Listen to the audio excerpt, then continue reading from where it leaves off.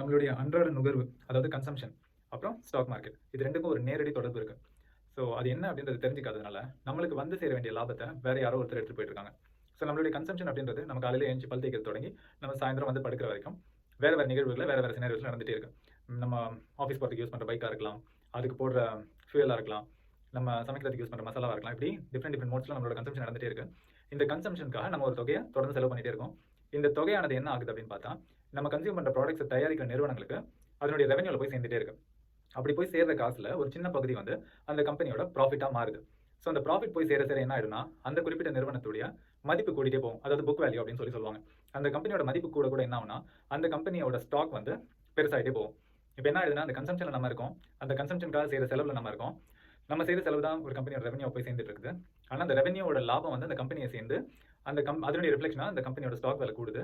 அந்த ஸ்டாக் மார்க்கெட்ல நம்ம பார்ட்டிசிபேட் பண்ணாததுனால என்ன ஆயிடுதுன்னு பார்த்தா, நமக்கு வர வேண்டிய அந்த காசை வந்து வேற யாரோ எடுத்துட்டு இருக்காங்க. ஸோ யாருன்னு பார்த்தா, ஸ்டாக் மார்க்கெட் பத்தி விவரங்கள் தெரிஞ்ச பெரிய பணக்காரர்களா இருக்கலாம். இல்ல ஸ்டாக் மார்க்கெட்ட பத்தி விவரம் தெரிஞ்சவங்க அவ்வளவுதான். இத தாண்டி என்னன்னா, மேலை நாடுகள், அதாவது அமெரிக்கா, சிங்கப்பூர், யூரோப் இந்த மாதிரி கண்ட்ரீஸ்ல உள்ள எஃபிஐ அப்படின்னு சொல்லாம ஃபாரின் போர்ட்ஃபோலியோ இன்வெஸ்டர்ஸ் இல்லன்னா எஃப்ஐஐ ஃபாரின் இன்ஸ்டிடியூஷனல் இன்வெஸ்டர்ஸ் இவங்கெல்லாம் வந்து அந்த லாபத்தை எடுத்துட்டு போயிடுறாங்க.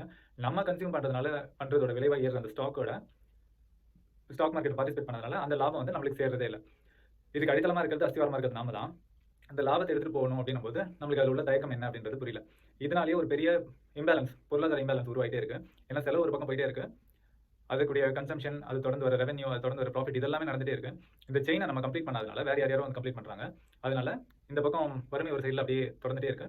அந்த பக்கம் வருமானம் ஒரு பக்கத்துல சேர்ந்துட்டே இருக்கு. ஸோ இந்த பேலன்ஸ் கொண்டு வந்துட்டோம்னா ஒரு பெரிய பிரச்சனைக்கு தீர்வாக அமையும் அப்படின்றது ஒரு முக்கியமான கருத்து. அதை உங்கள்கிட்ட ஷேர் பண்ணணும்னு நினைச்சோம். நன்றி, வணக்கம்.